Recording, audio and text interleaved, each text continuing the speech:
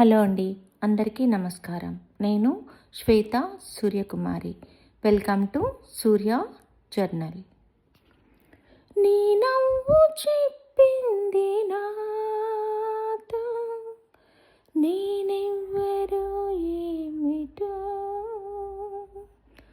నీ నీడ చూపింది నాలో ఇన్నాళ్ళలోటేమిటో, నీ నవ్వు చెప్పింది నాతో, నేనెవ్వరో ఏమిటో, నీ నీడ చూపింది నాలో ఇన్నాళ్ళలోటేమిటో, నాకై చాచిన నీ చేతిలో చదివాను నా నిన్నని, నాతో సాగిన నీ అడుగులు చూశాను మన రేపుని, పంచేందుకే ఒకరు లేని బతుకింత బరువు అని, ఏ తోడుకు నోచుకోని నడకింత అలుపు అని.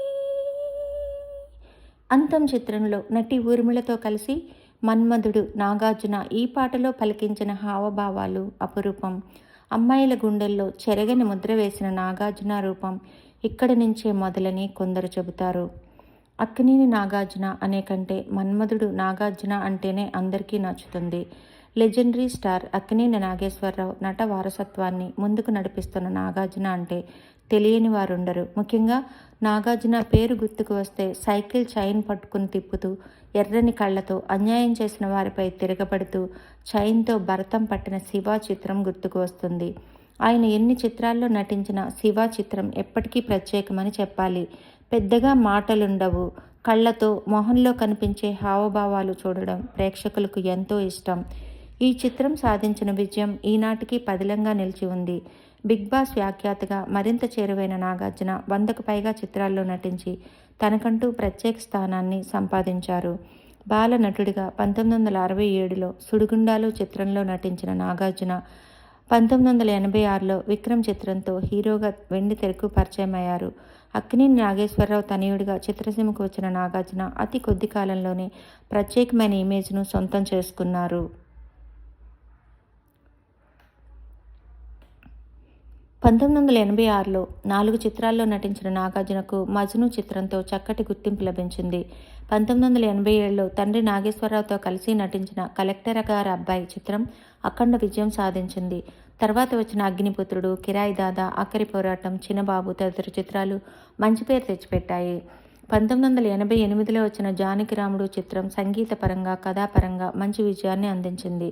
1989లో విడుదలైన గీతాంజలి చిత్రం ఈనాటికి పదిలం. అదే ఏడాదిలో విడుదలైన శివ చిత్రం రామ్ గోపాల్ వర్మ అద్భుత సృష్టి అని చెప్పవచ్చు. అందులో నటించిన అమల తర్వాత కాలంలో నాగార్జున జీవిత భాగస్వామి అయిన విషయం తెలిసిందే. 1990లో నిర్ణయం, చైతన్య, శివుడు చిత్రాల్లో నటించారు. 1991లో వచ్చిన కిల్లర్ హిట్ ఖాతాలో చేరింది. అదే ఏడాది హిందీలో నటించిన ఖుదా గవా చిత్రం అఖండ విజయం సాధించింది. 1992లో విడుదలైన అంతం చిత్రం ప్రేక్షకుల అభిమానం చెరుగొంది. తర్వాత కాలంలో విడుదలైన ప్రెసిడెంట్ గారి పెళ్ళాం, రక్షణ, వారసుడు, అల్లరి అల్లుడు, గోవిందా గోవిందా చిత్రాలు హిట్ ఖాతాలో నిలిచాయి. 1994లో వచ్చిన హలో బ్రదర్ చిత్రంలో ద్విపాత్రాభినయంతో ఆకట్టుకున్నారు. అదే ఏడాదిలో విడుదలైన క్రిమినల్ చిత్రంలో నాగార్జున నటనకు మంచి గుర్తింపు లభించింది. 1996లో వచ్చిన నిన్నే పెళ్లాడుతా సంచలన విజయం సాధించి ప్రేక్షకుల ఆదరణ చెరుగొంది. తెలుగులో ఉత్తమ చలనచిత్రంగా జాతీయ పురస్కారం అందుకుంది.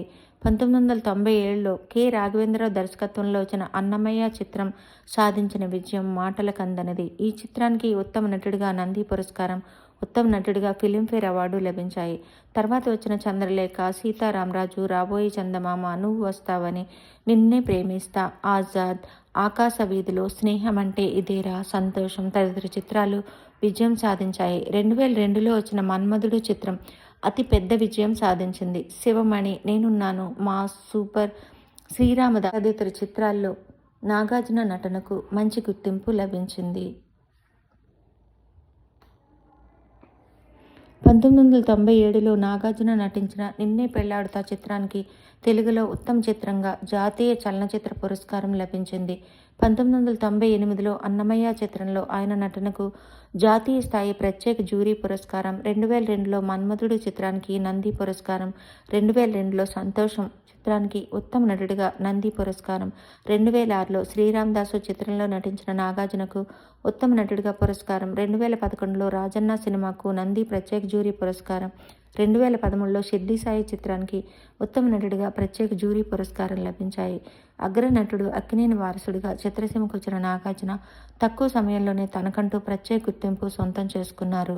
తెలుగు చిత్రసీమలో మైలురాయిగా నిలిచిన మజ్ను, శివ, మన్మధుడు, నిన్నే పెళ్లాడుతా, సీతారామరాజు, అన్నమయ్య వంటి చిత్రాలు ప్రేక్షకాదరణ చురగొన్నాయి. ఆయన భార్య అమల సీనియర్ నటిగా ప్రేక్షకులకు సుపరిచితం.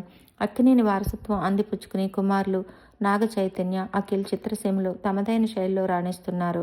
కింగ్ నాగార్జున రాబోయే రోజుల్లో మరిన్ని మంచి చిత్రాలతో ప్రేక్షకులను అలరించాలని ఆశిద్దాం.